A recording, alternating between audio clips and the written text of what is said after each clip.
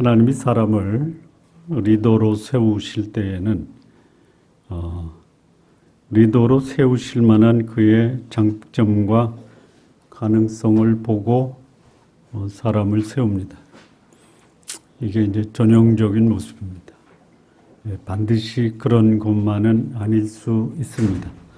어떻게 저 사람을 하나님의 사람으로 사람들 앞에 리더를 세우느냐, 이런 사람도 있습니다.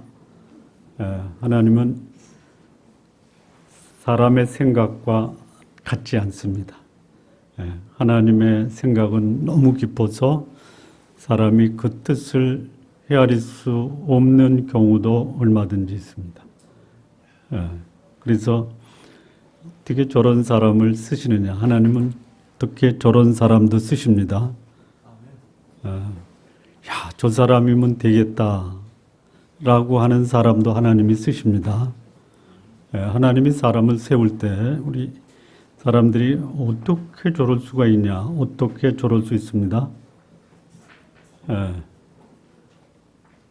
저만 하면 쓸만하지라고 한 사람도 쓸만하십니다.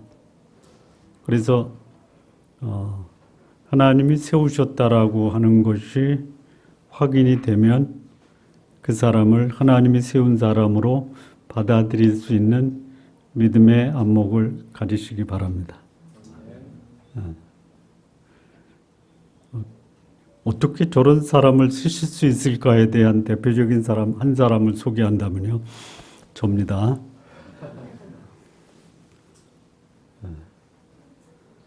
자, 근데 하나님이 세우시면요, 하나님이 세우신 다음에는 어떻게 하시냐? 그 사람을 하나님이 만들어 가십니다. 우리 지난 시간에 사울이 장점이 있어요. 근데 그것만 가지고 안 되잖아요. 그래서 하나님이 이 사울에게 이스라엘의 임금으로 세우기 전에 지난주에 세 가지 하나님의 은혜를 보여주셨죠. 첫째는 뭐죠? 사람을 붙여주시죠. 사람. 이런 사람이 하는 겁니다. 두 번째는 성령을 통해서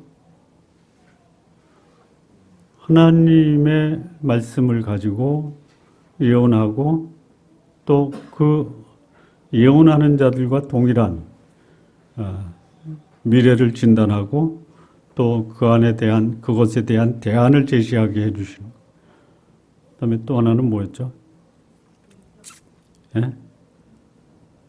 그 인격적 아주 성숙한 모습을 통해서 사람들이 그가 참 하나님의 사람이로구나라는 것을 확인시켜 줍니다. 특별히 불량배들을 품을 수 있는 이런 넉넉한 모습. 그래서 이 공동체가 바람직하게 성장하고 발전하기 위해서 공동체의 구성원들도 대단히 중요합니다. 그런데 이 공동체의 리더가 누구냐에 따라서 그 공동체의 미래는 결정적인 영향을 받는다.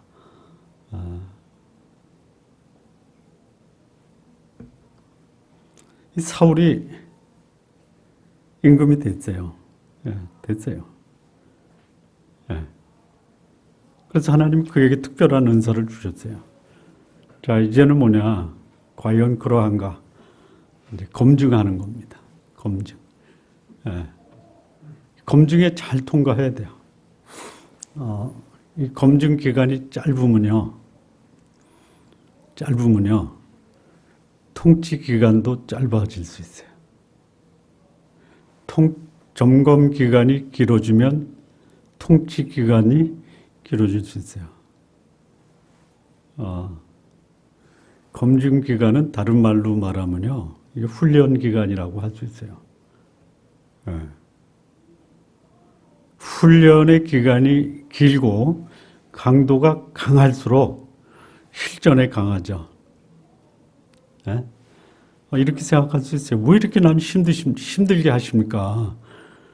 힘들 수 있습니다. 쉽게 훈련받고 쉽게 수료하고 쉽게 리더가 되면 그가 통치자로 통치하는 나라는 어떤 나라가 돼요? 쉽게 먹힐 수 있는 나라가 됩니다. 예. 어렵게 훈련받고 강도 높은 훈련을 받고 훈련의 강도와 기간이 길면 그에게 통치하는 공동체나 조직도 강한 공동체와 조직이 될 수 있어요. 우리 성도님들, 자녀들 그야말로 강력한 통치자의 오랫동안 통치를 할 수 있는 그런 리더로 세우길 원하면 어떻게 하시면 돼요? 예? 강도 높은 훈련에 오랜 기간 동안 훈련하시면 돼요. 이렇게 좀 위로가 되십니까? 나는 우리 아들 진짜 편안하고 행복하게 모든 것을 다 주고 나중에 커서 큰 일을 맡길 거야. 이걸 뭐라 그래요? 이걸 뭐라 그래요? 예? 아주 행복한 착각이라고 하는 거예요. 예. 그게 되겠어요? 만약에 훈련이 안 된 리더가 우리의 리더가 됐다. 어떻게 하시겠어요? 예? 검증되고 훈련된 리더가 있는 곳으로 옮기겠죠. 예, 내가 이 자리에 있다가 그러니까 검증되지 않고 쉬운 과정을 거친 리더가 우리의 리더인 것이 확인이 되면 떠나야지. 여기 내가 어떻게 있어. 강력한 훈련에 장기간의 검증 기간을 거쳤을 때 그 구성원들이 그 공동체에서 편안하고 안전한 삶을 살 수 있다. 우리 성도님들, 자녀들 빡세게 훈련시키십시오. 그냥 죽겠다고 몸소리 칠 때까지 시키십시오. 그것도 짧게 하지 말고 길게 하십시오.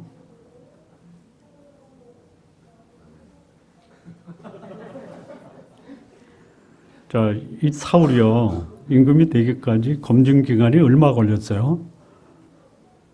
눈 깜짝할 사이에요. 갑자기 부상해서 갑자기 임금이 됐어요. 그래도 그는 좋은 점이 있었어요. 자, 그런데 이름도 없었던 사람이 있어요. 부모로부터도 눈 밖에 났던 사람이 있어요. 예.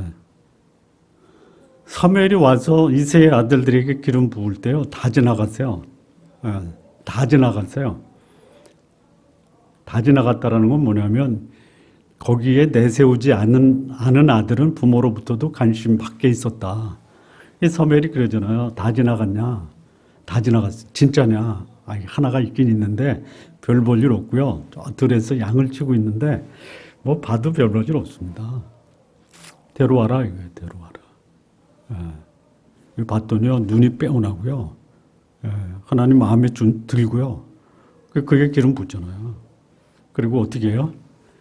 부모조차도 인정하지 않은 사람을 이스라엘의 임금으로 세우겠다라는 것이 하나님의 뜻이니까 어떻게 해야 돼요? 이 사울은요, 첫눈에 벌써 싹, 이 사람이다라고 드러났잖아요. 근데 이 다윗은요, 부모조차도 외면했던, 관심이 없었던, 근데 하나님이 보니까요, 다윗이에요. 그때부터 뭐 하셔야 돼요?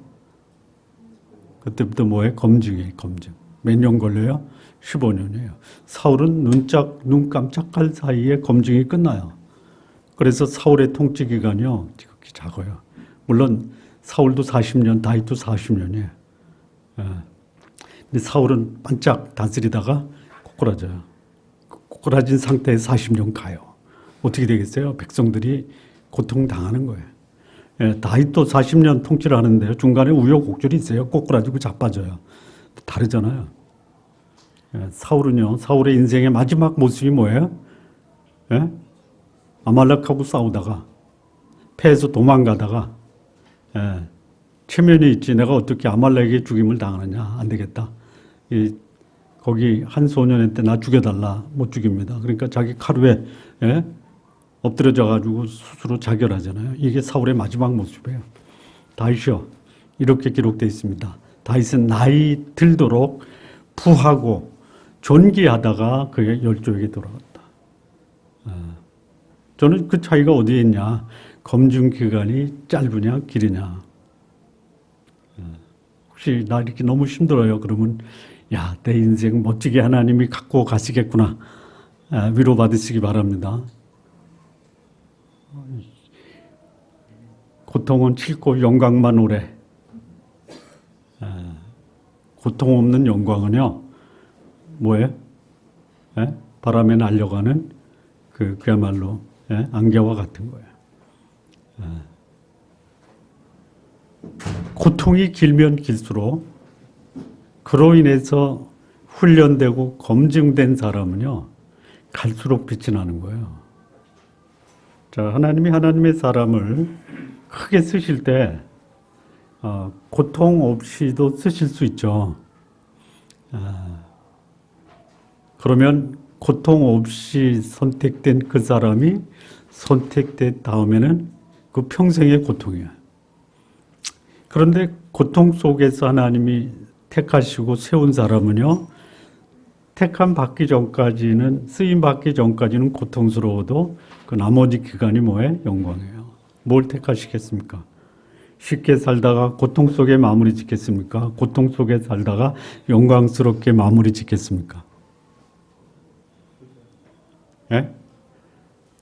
아마 그러면 이렇게 하실 거예요. 쉽게 선택되고 쉬운 인생으로 평생 갔으면 좋겠다. 그게 안 되잖아요. 안 되잖아요. 자, 여기 하나님이 이 사울을 왕위에 올려요. 우리 지난 시간 10장에서 사울이 왕에 선발되는 그 공개적인 절차를 밟았잖아요. 예? 공개적인 절차를 밟았어요. 이스라엘의 임금으로 온 이스라엘이 다 알아요. 예. 그래서 여기 소위 야베스 길리앗이 어디냐면 이제 요단강 동쪽이거든요. 이 동쪽에 그 세 지파의 땅으로 분배해요. 맨 위가 어디냐면 소위 므낫세 반지파, 그 중간이 갓 지파, 이 아래쪽이 이제 루벤 지파예요. 그리고 이제 요단 서편의 맨 아래가 유다, 거기에 기속된 지파가 시므온, 그리고 유다 지파 위에 이 동쪽이 위에 동쪽, 그러니까 북동쪽이죠. 베냐민 지파, 북서쪽 단 지파, 그 위에 에브라임 지파. 그 위에 므낫세 반지파. 그리고 여기 뭐 아셀 또 그 나머지 지파들이 그 위에 있어요. 근데 지금 이 암몬 사람이 공격한 데는 어디냐면 갓 지파예요. 갓 지파의 그 요단강 바로 인근에 있는 그 길르앗 서쪽의 야베스 지역이에요. 근데 그 길르앗 지역에 길르앗 야베스도 있고 길르앗 라못도 있고 그래요. 이 라못은 동쪽이에요. 그러니까 암몬이 그 길르앗 라몬 동쪽에 있는 그 나라거든요. 그러면 이 동쪽을 쳐야 되는데 서쪽을 치는 거예요. 이게 뭐냐? 이게 여기까지 다 밀고 들어온 거예요. 그리고 이제 그 길르앗 야벳의 장로들이 이제 하친을 맺습니다. 하친. 그랬더니 그 나하스라고 하는 암몬의 통치자가 좋다, 하친하자. 조건이 있다. 뭐냐? 너희들 눈 다 빼와라. 그것도 오른 눈을 다 빼와라.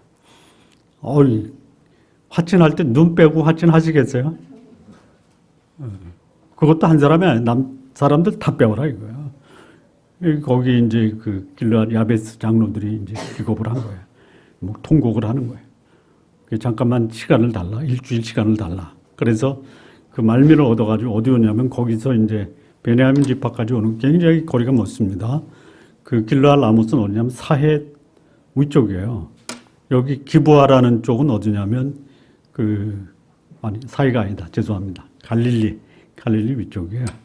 그 다음에 이 기브아는 어디냐? 사해. 그러니까 길갈, 여리고, 예루살렘 바로 위에요. 거기까지 사람을 보낸 거예요. 전령을 보냈어요. 전령을 보내서 이제 사울은 못 만나고 그쪽 기브아에 있는 사람에게 자기 사정을 얘기해요. 그 소식을 들은 이제 기브아 사람들이 대성통곡을 하는 거예요. 우리 죽었다. 그 통곡 소리를 사울이 듣습니다. 무슨 일이냐? 왜 우느냐? 그랬더니 이제 그 전령한테 들은 얘기를 사울한테 보고합니다. 암몬 사람들이 길르앗 야베스 지역을 공격해서 길르앗 야베스 지역의 장로들과 하친을 했는데 눈을 다 빼라고 한다. 어쩌면 좋으냐. 이때 성령이 감동을 합니다. 그런 나쁜 놈들이 있냐. 그래서 이 사울이 소를 잡아요. 각을 뜹니다. 각. 예. 각을 뜬다는 게 뭐냐? 이 고기를 사각형으로 다 이렇게 자르는 거예요. 그래서 그거를 이스라엘 전역에 보내요. 전역에 보내면서 뭐라고 하느냐? 나와라. 온 백성의 소집령을 내려요. 그때 이 소집령을 내렸을 때 그 말을 들은 이스라엘 백성들의 마음에 사울의 말에 두려움을 느꼈다라고 하지 않죠? 뭐라고 그래요? 여호와의 두려움이 백성들에게 임했다. 이 사울의 말에 권위가 생긴 거예요. 그래서 전 이스라엘의 사람들이 모여요. 전 사람들이 모였다. 33만 명이 모여요. 어떤 사람이냐? 전쟁할 수 있는 장정들이에요. 그래서 11지파에서 30만, 유다 지파에서 3만, 33명이에요. 한 사람의 말로 33명이 모여요. 그리고 전쟁에 나갑니다. 그리고 아침에 일찍 나가서 해가 중천에 떠오를 때 암몬을 완전히 격파하는 거예요. 자, 이게 뭐냐? 사울이 임금으로 선임이 됐지만 임금이 될 만한 이 검증 과정을 몇 시간에 걸쳐서 해요? 몇 시간에 걸쳐서 한 거예요? 6시간 만에 끝난 거예요. 검증을 6시간 만에 끝내도 괜찮은 거예요? 예? 그렇게 검증이 끝났어요. 근데요, 그 검증 과정이요, 이거 뭐, 사울이 그럴 만한 사람이다라고 인정을 받잖아요. 자, 무엇을 검증했냐? 한번 보시죠. 어떻게 검증되었는지. 5절 말씀 보시죠. 마침 사울이 밭에서 소를 몰고 가다가 이르되 백성이 무슨 일로 우느냐 하니 그들이 야베스 사람의 말을 전하니라. 야베스 사람의 말이 뭐예요? 암몬 사람하고 화친을 하는데 화친할 조건으로 눈을 빼달라. 근데 그 말을 들을 때 이 사울이 뭐 했어요? 뭐 했어요? 여기 잘 보세요. 밭에서 소를 몰고 오다가 들은 거예요. 자, 지금 이 사울의 지위는 뭐죠? 임금이죠. 왕이죠. 왕이 지금 뭐 하고 있어요? 뭐 하고 있어요? 농사 짓고 있어요. 농사 짓고 있어요. 자, 왕이 농사 짓고 있다. 이게 가능한 일이에요? 가능한 일이에요? 자, 그러면 이제 궁금함이 생겨야 돼요. 무슨 궁금함이 생겨야 되냐면요. 통치 안 하고 농사나 짓냐? 왕이? 이런 질문 생기시죠? 예. 왜 그랬을까요? 예? 관심이 없다. 그러니까 사울은 임금의 나라 통치하는데 관심 없다. 이겁니까? 예? 아니, 우리 장로님한테 만약에 LG 회장을 맡기면은 관심이 없다. 그래서 그냥 농사 짓 거예요? 이 사울이요, 이 보통 사람이 아니에요. 왜 이랬어요? 왜 이랬을까요? 예? 때가 아니라. 왕으로 선임이 됐어요. 공식적으로. 왜 그랬을까요? 먹고 살아야죠. 정답. 먹고 살아야 될 거 아니에요. 아마 그때 이런 게 있었나 봐요. 무노동, 무임금. 예? 일을 해야지 녹봉이라도 받을 거 아니에요. 예? 근데, 그러니까 지금 이제 하나님이 사울을 임금으로 세우고요. 뭐 했냐면, 사람들 붙여줬죠. 하나님의 영이 함께 하셨죠. 그리고 소위 그 사람을 품을 수 있는 넉넉한 사람으로 이제 자신의 모습을 보여줬잖아요. 그러면 거기 이제 이거 같아요. 그러니까 여기 나오진 않지. 이렇게 추정을 해봐요. 유력한 사람들 있잖아요. 하나님 붙인 유력한 사람. 그러면 왕국의 위엄을 갖추려면 뭐가 있어야 돼요?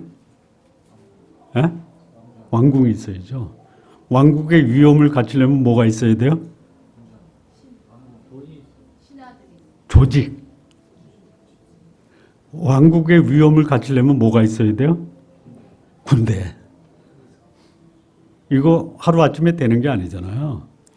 그래서 유력한 사람들이 그걸 하는 동안 나는 내가 거기 나서서 하는 것보다 너희들이 알아서 하라. 이제 제가 추정해요. 뭐 그런 말은 없지만.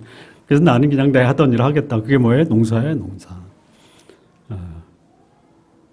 임금으로 선임된 사람이 자기에게 주어진 그 소위 지위를 행사하기 전에 괜히 나서서 그 자기 왕으로서 일은 안 하고 폰만 잡고 있지 않겠다. 난 나에게 주어진 그 일이 농사를 짓던 고기를 잡던 땔목을 벌목하든 나에게 주은 일 하겠다. 이게 지도자로서의 검증받아야 될 거예요. 이게 무슨 소리예요? 지극히 작은 것에 충성하는 사람이 지극히 큰 것도 감당할 수 있는 거예요. 예수님이 제자들에게 가르친 것 중에 하나가 뭐냐면 너희 중에 으뜸이 되고자 하는 자는 어떻게 해야 된다? 섬기는 자가 되어야 된다. 크고자 하는 자는 작은 자의 삶을 먼저 살아라. 지극히 큰 것에 충성하기를 원한다면 먼저 지극히 작은 것에 충성하는 것부터 배워라 이거예요. 이게 사울이 보여준 거예요. 지도자가 허드렛 일에 참 탁월하게 잘한다. 그러면 이제 주변에 안 됩니다. 그거 하지 마십시오. 하게 내버려 두세요. 작은 것에 충성된 자가 큰 것도 하는 거예요. 이게 사울이 보여준 삶의 모습이에요. 이중 직업이다. 그럴 수도 있어요. 그러나 통치하는 일이 그 삶의 전부가 될 때에 소몰고 농사 지을 수는 없어요. 그런데 지금은 통치하는 것보다 오히려 내 일에 지극히 작은 일에 충실하는 것이 내가 살아야 될 삶이다라는 그런 의식을 갖고 산 거예요. 이게 사울이 우리에게 보여주는 리더로서 좋은 사례가 되는 거예요. 우리 성도님들 나 큰 사람 되고 싶다. 지극히 작은 것에 먼저 충성하십시오. 지극히 작은 것. 여기 소모는 거예요. 소모는 거. 농사꾼이 되는 거예요. 내가 이런 일 하려고 내가 뼈 빠지게 공부해가지고 대학을 졸업했나. 이런 일 하려고 하나님이 나를 부르셨어요. 그러면 하십시오. 그리고 그 일을 충성스럽게 감당할 때 하나님이 보시고 그를 위해서 예비되고 계획된 큰 일을 맡기신다라는 것이죠. 자, 두 번째인데요. 6절에서 8절을 보면요. 이제 그 소식을 들어요. 암몬 사람이 야베스 길르앗을 쳐들어와서 평화 조약을 맺는 조건으로 눈을 빼달라. 6절에 보니까 이 말을 들을 때 하나님의 영이 크게 감동해서 노가 크게 일어나요. 소를 잡아서 각을 뜨고 이스라엘 모든 지역에 두루 보내요. 그래서 나와 사울을 따르라. 그렇지 않으면 그들의 소들도 이와 같이 하리라 하였더니 여호와의 두려움이 백성에게 임해서 그들이 한 사람같이 나오지라. 그래서 나온 수를 세어보니 이스라엘 자손 30만이요 유다 사람 3만 명이더라. 이게 리더로서 검증되는 두 번째 요소예요. 하나님의 성령의 인도함으로 사람을 하나로 모으는 강력한 리더십을 발휘하는 거예요. 사람을 모을 수 없는 사람은 리더가 되면 안 돼요. 나섰더니 사람들이 뿔뿔이 헤어지더라. 안 되는 거예요. 그것만 가지고도 안 돼요. 사람들이 모였는데요. 그들 마음에 하나님을 두려워하는 마음까지 그 리더로 인해서 생겼다라는 거예요. 그러니까 그 리더십의 권위는 어디서 온 거예요? 하나님으로부터 온 거예요. 하나님이 누군가에게 리더십을 부여하면 그 리더로 인해서 백성은 하나님을 두려워하며 그 말을 하나님의 말씀처럼 받아들여서 온 백성들이 하나로 모을 수 있다는 거예요. 사람을 모을 수 없는 리더는 리더가 되는데 어렵다라는 것이에요. 나중에 이제 이 사울이 임금이 된 후에 백성들이 뿔뿔이 다 헤어지잖아요. 떠난 거예요. 하나님의 영이 떠난 사람은요, 사람도 떠나요. 내 주변에 사람들이 있느냐 없느냐, 그걸 보고 확인할 수 있는 게 뭐냐? 하나님의 영이 나를 인도하고 통치하시느냐? 내가 하나님의 영을 외면하고 하나님의 영을 내 마음대로 조작하려고 하면 하나님의 영이 떠나고, 떠나면서 누구까지 떠나느냐? 사람도 떠나.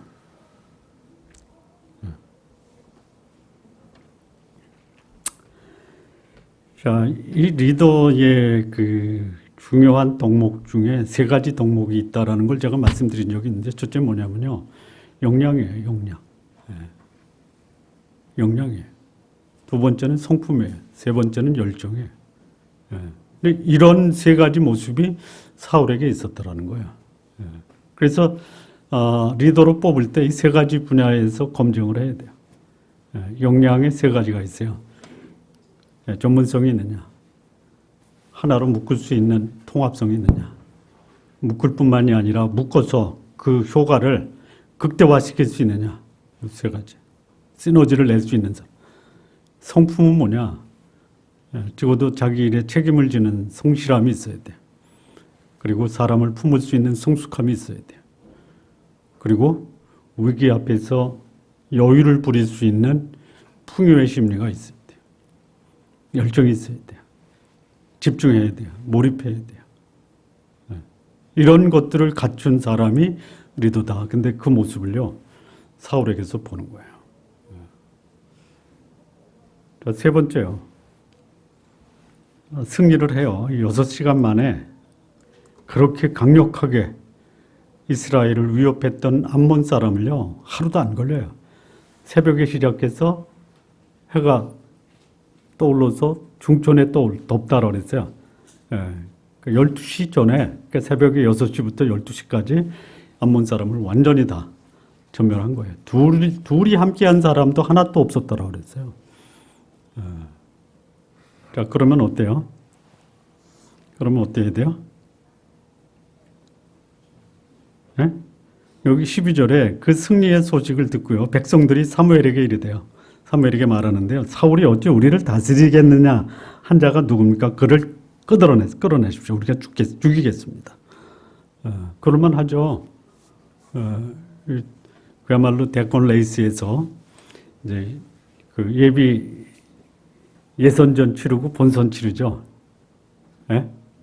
본선에서 라이벌도 제거하지만 예선전에서 라이벌도 제거하는 게 이 정치의 비정함 아닙니까?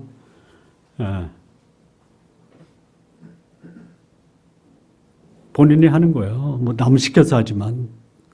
근데 여기는 이제 사울은 안 나서요. 그랬더니 이 사람들이, 백성들이 여론이 그거예요. 뭐냐, 사울이 왕된 것을 비난했던 사람, 사울이 어찌 우리를 다스리겠느냐 한 사람이 누구냐, 끌어내서 우리가 죽이겠습니다 라고 백성들이 얘기하는 거예요. 그럴 수 있잖아요. 사울의 인격을 모독한, 그것도 불량배예요, 불량배. 근데 그런 상황에서 사울이 어떻게 해요? 13절에 보니까요, 이날에는 사람을 죽이지 못하리니 여호와께서 오늘 이스라엘 중에 구원을 베푸셨다. 승리의 자만심으로 자기를 반대했던 사람을 제거할 수 있는 그런 명분과 여론의 힘을 얻었어요. 그런데 사울은 어떻게 해요? 자만하지 않아요. 그리고 내가 승리했냐, 내가. 우리에게 승리를 주신 분이 누구예요? 하나님이에요. 이 얼마나 멋져요. 영광을 충분히 받을 수 있는 그런 환경이 됐어요. 민족의 구원자예요. 눈 빼는 것만 안 빼는 게 아니라 눈 빼려고 하는 사람들을 다 제거했잖아요. 대적을. 그것에 그 소위 후광으로 이제는 사울을 반대했던 사람을 제거할 수 있는 명분이 됐다라는 거예요. 그렇게 안 하는 거예요. 이런 사람이 사울이에요. 리더가 될 만하죠. 대단한 거예요, 이게. 우리 성도님들 리더가 되려면요, 뭐를 잘해야 되냐면요, 나를 반대하는 사람을 어떻게 다스릴 거냐를 잘해야 돼요. 다 제거하잖아요, 다. 순서대로 제거한다고 그랬잖아요.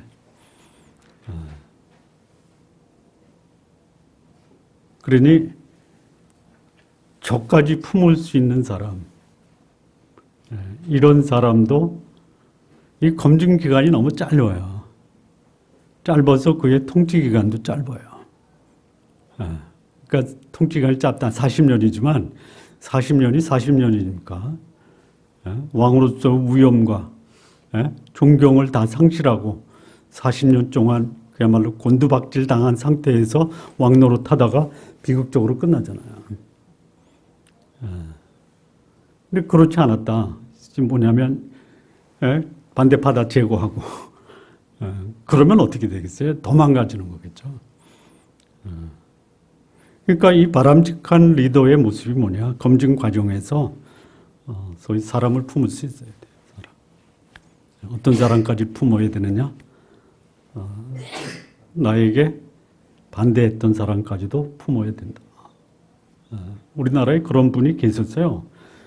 자기를 그냥 살해하려고 했던 그런 사람들까지 다 품었잖아요. 그런 리더가 우리 시대에 필요한 그런 리더다 이런 생각이 듭니다. 마무리 짓겠습니다.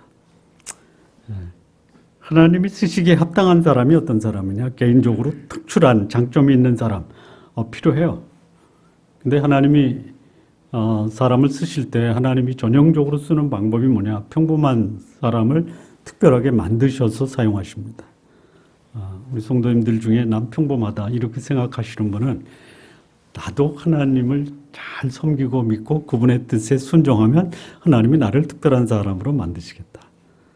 저도 사실 그걸 기대합니다. 평범한 김기열이를 특별한 김기열로 만드는 것은 우리 부모나 내가 아니다. 동의하십니까? 근데 하나님은 만드실 수 있다. 안 만드셔도 상관없다. 중요한 거는 내가 하나님 앞에 하나님 쓰시는 사람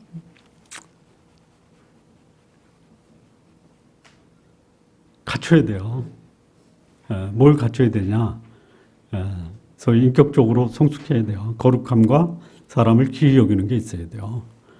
그리고요, 자기에게 주어진 일 열정을 갖고 최선을 다해야 돼요.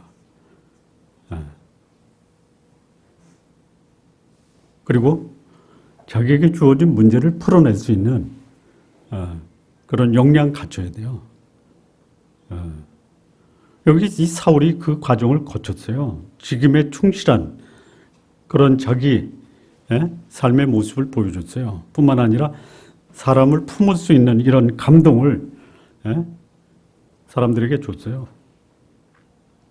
뿐만 아니라 사람을 모을 수 있는 강력한 리더십. 근데 그 리더십의 근원이 뭐예요? 하나님을 두려워하는 이 사울에게 하나님이 사람들로부터 사울을 두려워하게 하는 마음을 갖게 했다라는. 그 두려움이 공포가 아니에요. 야, 저런 사람이 진짜 우리의 리더다라고 하는 존경과 경외하는 마음을 갖게 했다라는 거예요. 우리 좋은나무교회 성도 여러분, 우리 성도님들이 그런 이 사울과 같은 그런 소위 부모로서, 직장인으로서 또는 성도로서 이런 사울의 모본이 성도님들의 삶이 되길 바랍니다. 뭡니까? 나에게 주어진 지극히 작은 일에 충성하시면서 사십시오. 사람들을 내 주변으로 모을 수 있는 넉넉한 강력한 그런 소위 하나님의 능력으로 내 삶이 사람들에게 영향을 주는 분이 되십시오. 뿐만 아니라 반대하는 사람, 대적까지도 품을 수 있는 여유롭고 아량을 베푸는 이런 관대한 사람 되시기를 바랍니다. 기도하시겠습니다.